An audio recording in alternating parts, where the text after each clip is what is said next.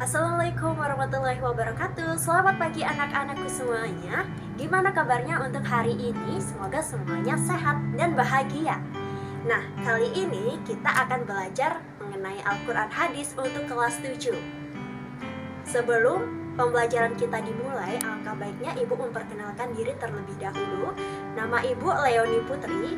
Ibu mengajar mata pelajaran Al-Quran Hadis khusus untuk kelas 7.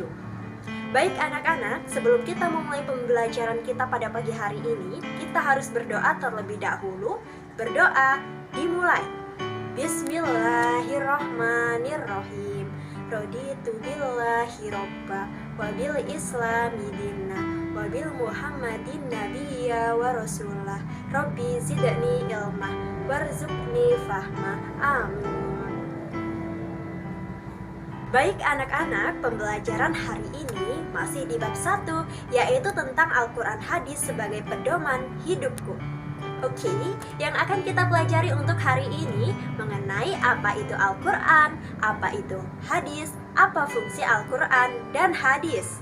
Baik anak-anakku, jadi yang pertama mengenai Al-Quran. Pengertian Al-Quran ada yang secara bahasa, ada juga yang secara istilah. Kata Al-Quran berasal dari kata qoro'a yang artinya membaca, kata dasar Quran yang artinya bacaan. Huruf alif pada Quran mengandung arti kesempurnaan. Jadi Al-Quran adalah bacaan yang sempurna, bukan hanya sempurna kandungannya, tetapi juga sempurna redaksi dan petunjuk yang ada di dalamnya.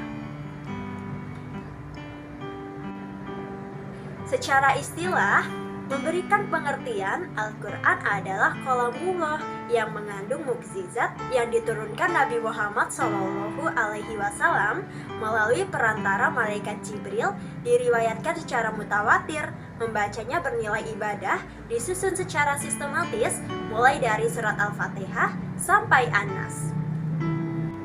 Nah, itu dia anak-anakku pengertian Al-Quran itu sendiri. Baik anak-anak, selanjutnya yang kedua mengenai hadis. Apa itu hadis? Hadis secara bahasa yaitu baru, tidak lama, ucapan, pembicaraan, ataupun cerita. Namun secara istilah, yaitu segala sesuatu yang disandarkan kepada Nabi Muhammad SAW, baik berupa perkataan, perbuatan, ketetapan, ataupun sifat.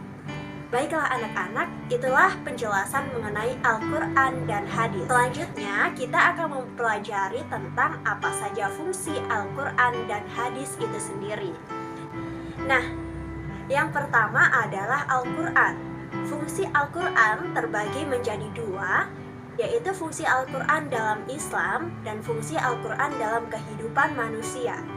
Fungsi Al-Quran dalam Islam yaitu sebagai sumber ajaran atau hukum Islam yang pertama, yang kedua sebagai konfirmasi dan informasi terhadap hal-hal yang tidak diketahui oleh akal. Ketiga, pengoreksi dan penyempurna kitab terdahulu seperti kitab Injil, kitab Jabur, dan kitab Taurat.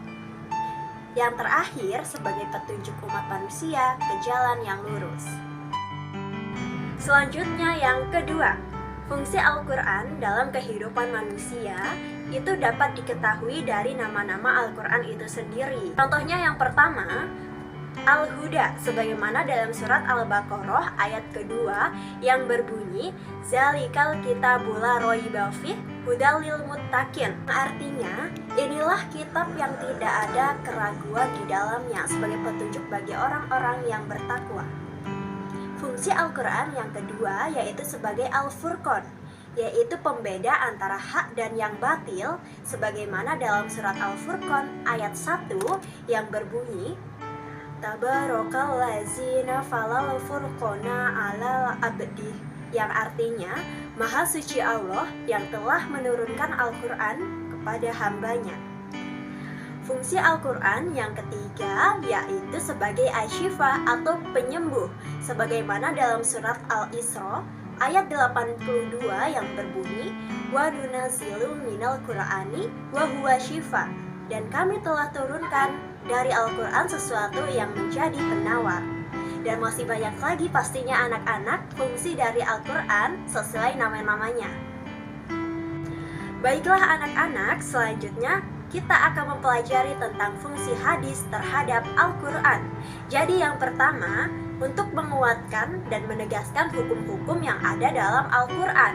Yang kedua, menjelaskan atau merincikan ayat-ayat Al-Quran yang bersifat mujmal atau global. Yang ketiga, itu untuk menetapkan dan mengadakan hukum-hukum yang tidak ada dalam Al-Quran, karena hadis adalah sumber hukum Islam yang kedua.